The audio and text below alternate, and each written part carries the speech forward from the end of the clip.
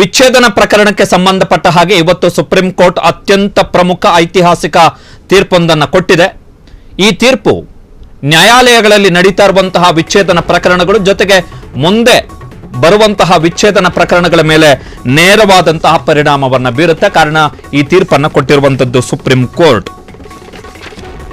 ವಿಚ್ಛೇದನ ಪ್ರಕರಣಗಳಿಗೆ ಸಂಬಂಧಿಸಿದಂತೆ ಇವತ್ತು ಸುಪ್ರೀಂ ಕೋರ್ಟ್ನ ದ್ವಿಸದಸ್ಯ ಪೀಠ ಮಹತ್ವದ ತೀರ್ಪನ್ನು ಕೊಟ್ಟಿದೆ. ಪತಿ ಪತ್ನಿಯ ದೂರವಾಣಿ ಸಂಭಾಷಣೆಯ ರೆಕಾರ್ಡಿಂಗ್ ಏನಿದೆ ಅದನ್ನ ವಿಚ್ಛೇದನ ಪ್ರಕರಣಗಳಲ್ಲಿ ಸಾಕ್ಷ್ಯವನ್ನಾಗಿ ಕೊಡಬಹುದು ಅಂತೇಳಿ ಸುಪ್ರೀಂ ಕೋರ್ಟ್ ಇವತ್ತು ತನ್ನ ತೀರ್ಪಿನಲ್ಲಿ ಹೇಳಿದೆ. ಪತಿ ಅಥವಾ ಪತ್ನಿಯ ಒಪ್ಪಿಗೆ ಇಲ್ಲದೆಯೇ ಒಂದು ವೇಳೆ ದೂರವಾಣಿ ಸಂಭಾಷಣೆಯನ್ನ ರೆಕಾರ್ಡ್ ಮಾಡಿದ್ರೆ ಆ ರೆಕಾರ್ಡಿಂಗ್ಸ್ ಅನ್ನ ಪ್ರಕರಣದ ವಿಚಾರಣೆ ನಡೀತಾ ಇರುವಂತಹ ಸಂದರ್ಭದಲ್ಲಿ ನ್ಯಾಯಾಲಯದಲ್ಲಿ ಎವಿಡೆನ್ಸ್ ಆಗಿ ಕೊಡಲಿಕ್ಕೆ ಅವಕಾಶ ಇದೆ ಅಂತೇಳಿ ಸುಪ್ರೀಂ ಕೋರ್ಟ್ ಇವತ್ತು ತನ್ನ ತೀರ್ಪನ್ನು ಕೊಟ್ಟಿದೆ. ಆ ದೂರವಾಣಿ ರೆಕಾರ್ಡಿಂಗ್ಸು ಪತಿ ಅಥವಾ ಪತ್ನಿಯ ಖಾಸಗಿತನದ ಮೂಲಭೂತ ಹಕ್ಕೇನಿದೆ, ರೈಟ್ ಟು ಪ್ರೈವಸಿ, ಅದಕ್ಕೆ ಧಕ್ಕೆ ಬರಲ್ಲ ಅಂತೇಳಿ ಸುಪ್ರೀಂ ಕೋರ್ಟ್ ಇವತ್ತು ತನ್ನ ತೀರ್ಪನ್ನು ಕೊಟ್ಟಿದೆ. ಸುಪ್ರೀಂ ಕೋರ್ಟ್ನ ನ್ಯಾಯಮೂರ್ತಿ ಕರ್ನಾಟಕ ಮೂಲದವರು ನ್ಯಾಯಮೂರ್ತಿ BV ನಾಗರತ್ನ ಮತ್ತು ನ್ಯಾಯಮೂರ್ತಿ ಸತೀಶ್ ಚಂದ್ರ ಅವರ ಪೀಠದಿಂದ ಈ ಐತಿಹಾಸಿಕ ತೀರ್ಪು ಬಂದಿರುವಂಥದ್ದು.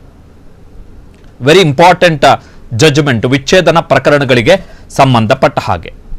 ಗಂಡ ಮತ್ತು ಹೆಂಡತಿ ಇಬ್ರು ದೂರವಾಣಿಯಲ್ಲಿ ಮಾತನಾಡುವಂತಹ ಸಂದರ್ಭದಲ್ಲಿ ಆ ದೂರವಾಣಿಯ ಸಂಭಾಷಣೆಯನ್ನ ಗಂಡ ಅಥವಾ ಹೆಂಡತಿ ಯಾರೇ ಅದನ್ನ ರೆಕಾರ್ಡಿಂಗ್ ಮಾಡಿ ತನ್ನ ಮೇಲಾಗ್ತಿರುವಂತಹ ಅನ್ಯಾಯ, ನನಗೆ ಗಂಡನಿಂದ ತೊಂದರೆ ಆಗ್ತಿದೆ ಅಥವಾ ನನಗೆ ಹೆಂಡತಿಯಿಂದ ತೊಂದರೆ ಆಗ್ತಿದೆ ಅಂತ ಹೇಳಿ ಅದನ್ನ ನ್ಯಾಯಾಲಯದಲ್ಲಿ ಸಾಕ್ಷ್ಯವಾಗಿ ಕೊಡಲಿಕ್ಕೆ ಅವಕಾಶ ಇದೆ. ಅದನ್ನ ಸಾಕ್ಷ್ಯವಾಗಿ ಪರಿಗಣಿಸಬೇಕು.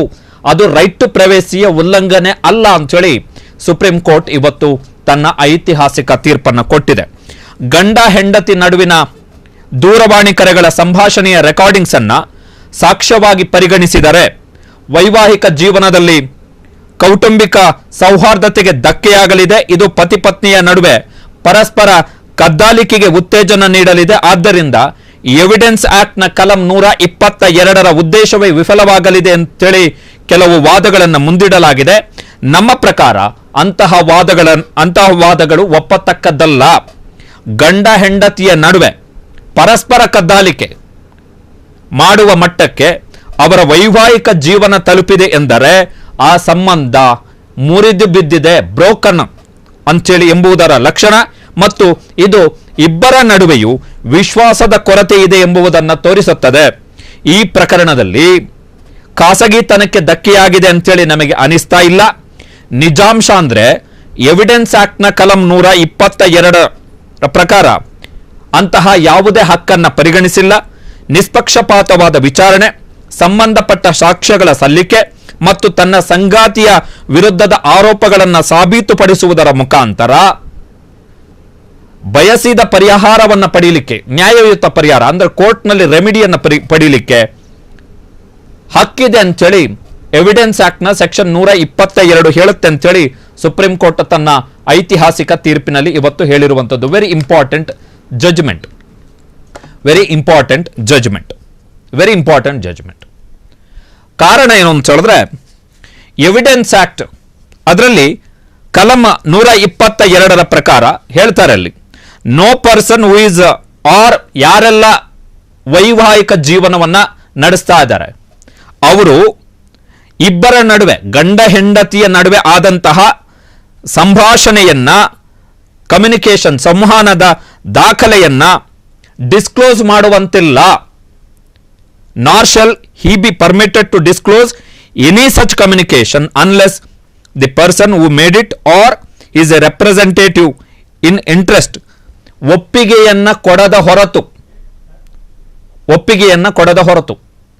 ಅದನ್ನ ಬಹಿರಂಗಪಡಿಸುವಂತಿಲ್ಲ ಅಂತೇಳಿ. ಬಟ್ ಅಲ್ಲಿ ಒಂದು ಎಕ್ಸೆಪ್ಷನ್ ಅನ್ನ ಇಡಲಾಗಿದೆ ಎವಿಡೆನ್ಸ್ ಆಕ್ಟ್ ಅದರ ಕಲಂ 122ರಲ್ಲಿ. ಏನು ಅಂತ ಹೇಳಿದ್ರೆ, except in suits between married persons or proceedings in which one married person is prosecuted for any crime committed against the other.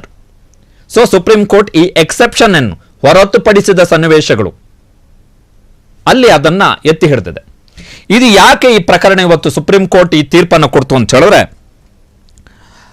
Punjab high court ಪಂಜಾಬ್ನಲ್ಲಿ ಬಟಿಂಡಾದಲ್ಲಿ ಒಂದು ಕೇಸ್ ಆಯಿತು. ಗಂಡ ಹೆಂಡತಿಯ ನಡುವೆ ಜಗಳ. ಗಂಡ ಪತ್ನಿಯ ವಿರುದ್ಧ, ಪತ್ನಿ ತನಗೆ ಕಿರುಕುಳ, ಗಂಡ ಹಾಕಿದ ಕೇಸು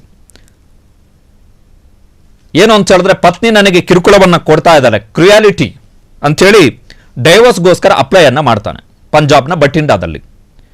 ವಿಚಾರಣೆಯ ಸಂದರ್ಭದಲ್ಲಿ ಫ್ಯಾಮಿಲಿ ಕೋರ್ಟಿಗೆ ಗಂಡ ತನ್ನ ಪತ್ನಿಯ ಜೊತೆಗೆ ತಾನು ನಡೆಸಿದ ದೂರವಾಣಿ ಸಂಭಾಷಣೆಯ ಆಡಿಯೋ ರೆಕಾರ್ಡಿಂಗ್ಸ್ ಅನ್ನ ತನ್ನ ಆರೋಪಗಳಿಗೆ ಸಾಕ್ಷ್ಯವಾಗಿ ಸಲ್ಲಿಕೆಯನ್ನ ಮಾಡ್ತಾನೆ. ಫ್ಯಾಮಿಲಿ ಕೋರ್ಟ್ ಏನು ಮಾಡುತ್ತೆ, ಬಟಿಂಡಾದ ಫ್ಯಾಮಿಲಿ ಕೋರ್ಟು ಆ ಆಡಿಯೋ ರೆಕಾರ್ಡಿಂಗ್ಸ್ ಅನ್ನ ಸ್ವೀಕಾರ ಮಾಡಿ ಗಂಡನಿಗೆ ಡೈವರ್ಸ್ ಕೊಡುತ್ತೆ. ಪತ್ನಿಯ ಕಡೆಯಿಂದ ಗಂಡನಿಗೆ ಕ್ರಿಯಾಲಿಟಿ ಆಗಿದೆ ಎನ್ನುವ ಕಾರಣಕ್ಕೋಸ್ಕರ ಫ್ಯಾಮಿಲಿ ಕೋರ್ಟ್ ಕೊಟ್ಟಂತಹ ಆ ಆದೇಶವನ್ನು ಅಥವಾ ಆ ತೀರ್ಪನ್ನು ಪ್ರಶ್ನಿಸಿ ಪತ್ನಿ ಪಂಜಾಬ್ ಮತ್ತು ಹರಿಯಾಣ ಹೈಕೋರ್ಟ್ಗೆ ಮೇಲ್ಮನವಿಯನ್ನು ಸಲ್ಲಿಸ್ತಾರೆ. ಏನು ಅಂತ ಹೇಳಿದ್ರೆ, ಗಂಡ ಹೆಂಡತಿಯ ನಡುವಿನ ದೂರವಾಣಿ ಸಂಭಾಷಣೆ, ನಾನು ನನ್ನ ಗಂಡನ ಜೊತೆಗೆ ಮಾಡಿದಂತಹ ದೂರವಾಣಿ ಸಂಭಾಷಣೆಯ ಆಡಿಯೋ ರೆಕಾರ್ಡ್ ಅನ್ನ ಗಂಡ ನನಗೆ ಗೊತ್ತೇ ಇಲ್ಲದಂತೆ ರೆಕಾರ್ಡಿಂಗ್ ಮಾಡಿ ಅದನ್ನ ಫ್ಯಾಮಿಲಿ ಕೋರ್ಟ್ನಲ್ಲಿ ಸಬ್ಮಿಟ್ ಮಾಡಿ ಸಾಕ್ಷ್ಯವಾಗಿ ಸಲ್ಲಿಸಿದ್ದಾನೆ. ಅದನ್ನು ಪರಿಗಣಿಸಲಾಗಿದೆ. ಇದು ಸೆಕ್ಷನ್ 122 ಎವಿಡೆನ್ಸ್ ಆಕ್ಟ್ ಮತ್ತೆ ಫ್ಯಾಮಿಲಿ ಆಕ್ಟ್ಗೆ ವಿರುದ್ಧ ಅಂತೇಳಿ ಆಕೆ ಪಂಜಾಬ್ ಹೈಕೋರ್ಟ್ನಲ್ಲಿ ಮೇಲ್ಮನವಿಯನ್ನ ಸಲ್ಲಿಸ್ತಾಳೆ.